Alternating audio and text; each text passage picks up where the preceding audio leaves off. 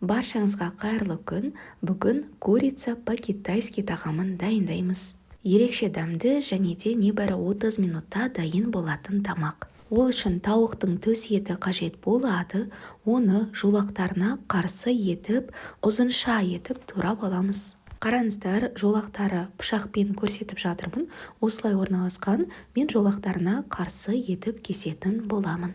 Жалпы сиыр етін болсын, тауық етін болсын, жолақтарына қарсы етіп кесемін. Сол кезде біздің етіміз жұмсақ болып піседі. Егер жолақтарының бойымен кесетін болсаңыз, еттің қатты болып қалу қаупі бар. Келесі қажет ингредиент осындай кинза шөбі, шамамен 4-5 сабағы қажет болады. Майдалап тураймыз. Етімізге қосамыз. 2 ас қасық соя тұздығынан қосамыз. 1 ас қасық крахмал қосамыз. Картоп крахмалы немесе жүгері крахмалы да жарайды. Мұқият араластырамыз, шамамен 5 минутқа қалдырамыз. Осы уақытта басқа ингредиенттерді де дайындап үлгереміз. Міндетті түрде 5-6 сабақ осындай жасыл пияз қолдануға кеңес беремін, және де бір сарымсақты өте майда етіп ұсақтап тураймыз. Бірнеше бөліктерге бөліп, пышақтың жанымен үстінен басып, майда етіп турап аламын. Табамызды қыздырып, шамамен 3 ас қасықтай сұйық майымыздан құямыз. Майымыз қызған соң, тауығымызды қуыруға кірісеміз. Силиконды күрекшемен қуыру барысында тауықтарды бір-бірінен ажыратып алатын боламын. Тауықты салмас бұрын майға 1 шай қасық қант қосып жіберуге болады. Қанты сарғыш болып сәл ғана еріген соң, тауықты салып қуыра бастасаңыз, тауықтың түсі сондай әдемі карамельный болып тұрады, және де ол дәміне еш әсер етпейді. Кейде осы тауықты қуырып алып, мен салат дайындаған кезде қосып жіберемін, өте дәмді, жұмсақ болып шығады. Тауық еттері бір-бірінен толық ажырады. Біздің отымыз орташадан сәл қатты. Осылай 5 минут көлемінде орташадан қатты отта қуырамыз. Тауығымыз күйіп кетпеу үшін әрдайым араластыра отырып қуыру қажет. Дәміне қарай аз ғана тұз қосамыз. Бізде соя тұздығының ішінде тұзы бар.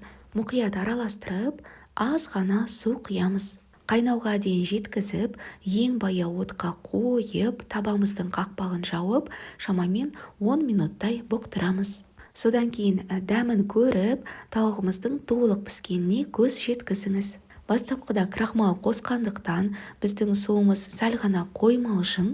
Мен одан сайын қоймалжың болғанын қаладым. Сондықтан 1 шай қасық крахмалға 1 ас қасық салқын су қосып, жақсылап араластырып, осы тағамның үстінен қосып жіберемін. Крахмалды қосқан соң бірден араластыру қажет. Бірнеше секунд ішінде осындай қоймалжың болып шығады. Крахмал түріне, сапасына байланысты 1-2 минутқа дейін уақыт кетуі мүмкін. Крахмалдың ешқандай да дәмі шықпайды. Мен осы жерде жүгері крахмалын қолдандым. Жалпы бұрын картоп крахмалын қолданған кезде де ешқандай дәмі шықпайды. Ал консистенциясы сондай жағымды қоймалжың болады. Отты өшіреміз, тағамымыз дайын болды. Үстінен жасыл пияз бен 1 сарымсақты қосып араластырып жібереміз. Қақпағын жауып, шамамен 1-2 минутқа қалдыруға болады. Бұл тамаққа гарнир ретінде күріш керемет елеседі. Бүгін түрікше күріш гарнирін дайындаймын. Пилав деп аталады. Шамамен 2 ас қасықтай сұйық майымызды құйып, осындай вермишель макарондарын қуыра бастаймыз. Әрдайым араластырып отыру қажет. Отымыз орташа. Үстінен біздің жуылған күрішімізді қосамыз. 3 минуттай қуыратын боламыз. Кейін суын құйып, тұзын салып, 20 минут бұқтырамыз. Байқасаңыз, суы тым көп емес. Осылай күрішіміздің бетін жауып тұрса жеткілікті. Әсемдік үшін осындай күнжіт қосамын. Қара түрінен де қосуға болады. Тағамымыз дайын болды. Дәл осылай дайындап көріңіздер. Қытай ресторанына барғандай боласыз. Рецепт ұнайды деген сенімдемін. Астарыңыз дәмді болсын.